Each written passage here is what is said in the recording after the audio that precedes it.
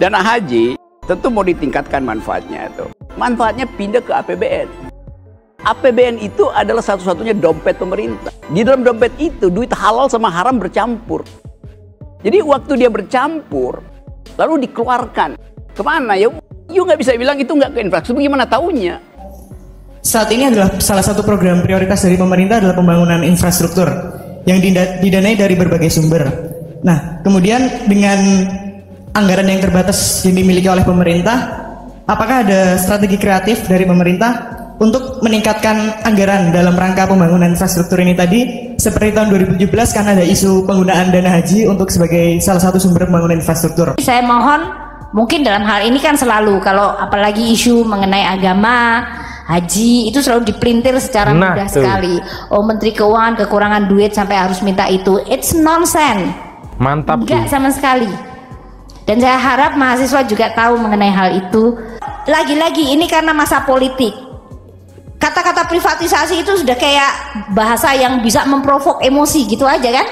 Belum tahu isunya, pokoknya kalau ada kata privatisasi itu pasti antek asing, itu Neolib, itu Sri Mulyani, itu Bank Dunia, IMF. Apa hubungannya kagak jelas, tapi itu disebut aja semua dalam satu rumpun yang sama. Mahasiswa dengerin ini. Iya kan? Padahal mahasiswa itu adalah tempat untuk mencerdaskan kita semua. Jadi saya ingin mengatakan kepada Anda, lihat neraca dengan kepala dingin, dengan hati dingin, pikirkan dengan keras. Ini bagian ini perlu memproduksi sesuatu apa enggak? Jangan masukkan emosi terlalu banyak. Lihat dulu, kalau saya punya neraca ini tapi kok income kita cuma segini, ini berarti something is wrong. Assalamualaikum warahmatullahi wabarakatuh. Halo Sobat Gerobokan Gokil semuanya, sehat ya untuk hari ini ya. Nah, korban dari provokasi Rocky Gerung, iya, mahasiswa tadi disekat habis-habisan oleh Bu Sri Mulyani ya. Ya harusnya begitu gitu loh. Jangan asal jeplak, jangan asal kritik pemerintahan, jangan asal fitnah. Temui langsung Bu Sri Mulyani, tanyain langsung kepada Bu Sri Mulyani gitu. Jadi jangan sembarangan. Kebijakan pemerintah itu ada aturannya. Bukan hanya salah Jokowi semata gitu. Ada yang bekerja di bawahnya banyak sekali gitu. Contohnya Bu Sri Mulyani ini.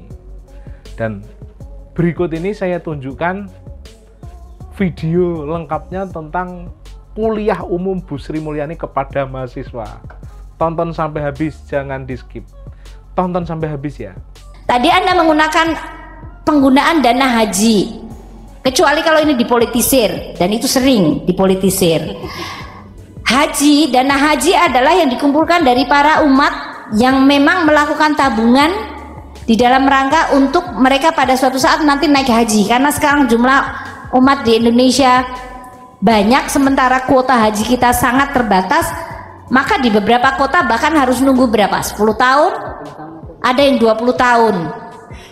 Dengar ini anak abah pembenci Jokowi. Mereka harus nunggu 20 tahun.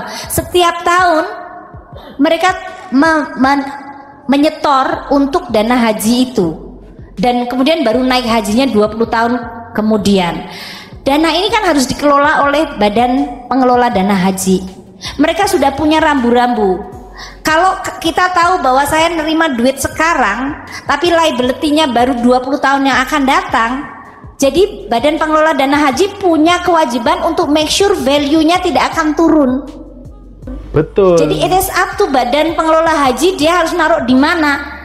Kalau uang itu cuma ditaruh kemudian ditaruh di koper, ditidurin aja, kan nilainya turun. Nanti pas si ibu mau naik haji 20 tahun kemudian, the value is turun, apalagi itu dalam rupiah. Sementara pengeluaran untuk dana haji adalah semua dalam bentuk dolar. Tiket, tinggal di hotel atau di perumahan di sana. Jadi pengelola dana haji harus tahu mengenai mismatch antara rupiah dengan currency yang akan dia pakai. Belum future value dari nilai itu akan turun. Apa yang harus dilakukan? Ya terserah. Dia harus naruh di instrumen apa yang membuat value dari dana haji itu harus tetap baik atau lebih baik. Atau Instrumennya naik apa? ya. Dia bisa beli surat utang negara dalam bentuk suku. Itu salah satunya. Kalau dia mengatakan, oh kalau ada surat obligasi yang lebih menarik, dan perusahaannya itu pasti tidak akan bangkrut atau mangkir, saya boleh beli nggak? Ya mereka punya tata kelola. Kalau ini pemerintah membangun infrastruktur, dan infrastruktur itu pasti 25 tahun lagi masih ada, dan pemerintahnya masih ada, dan APBN-nya selalu dikelola dengan prudent, karena kita selalu debt to GDP ratio kita di bawah cuman 30%, defisit kita bahkan di bawah 3%, kita selalu WTP, kita sudah di rating selalu bagus. Kalau saya ikut mendanai infrastruktur dan saya tahu bahwa rate-nya lebih tinggi dari sunnya ibu atau sukuknya ibu, wah kalau gitu bagus dong. Itu mereka yang harus menentukan, mereka punya manajer investasi. Pemerintah dalam hal ini kita punya option untuk Anda bisa ikut. Jadi saya mohon, mungkin dalam hal ini kan selalu kalau apalagi isu mengenai agama, haji itu selalu dipelintir secara mudah sekali. Oh Menteri Keuangan kekurangan duit sampai harus minta itu. It's nonsense. Enggak sama sekali. Dan saya harap mahasiswa juga tahu mengenai hal itu. Kalau Anda mau diskusi sama saya, ayolah. Sama dirjen saya boleh. Kalau pengen tahu yang lebih detail lagi sama direktornya boleh. Tapi supaya kelihatan keren kan pengen ketemu menteri biasanya. Nggak apa-apa juga. Terus privatisasi aset. Faras tadi ya, kalau kita mengelola APBN dan kita punya laporan keuangan, setiap aset kita itu harus bekerja keras. Jadi termasuk bekerja keras itu ya termasuk tadi dia harus menghasilkan saja. Apakah Indonesia perlu privatisasi? Sekarang ini kita membuat neraca adalah suatu apa yang kita sebut apakah aset itu paling bagus ada di tempat ini. Upamanya kita nganggap bahwa oh asetnya lebih baik ditaruh di BUMN, tapi BUMN-nya well governed sehingga dia bisa mengelola menjadi lebih baik. Karena kalau di dalam APBN memang dia tata kelolanya dan proses politiknya biasanya lebih panjang melalui DPR dan yang lain-lain. Tapi kalau begitu sudah masuk dalam neracanya kekayaan yang dipisahkan seperti BUMN, dia punya seperti korporasi, dia bisa lebih lincah. Tapi tentu mereka harus ditata kelolakan dengan baik, manajemennya dengan baik. Kalau lagi-lagi ini karena masa politik, kata-kata privatisasi itu sudah kayak bahasa yang bisa memprovok emosi gitu aja kan.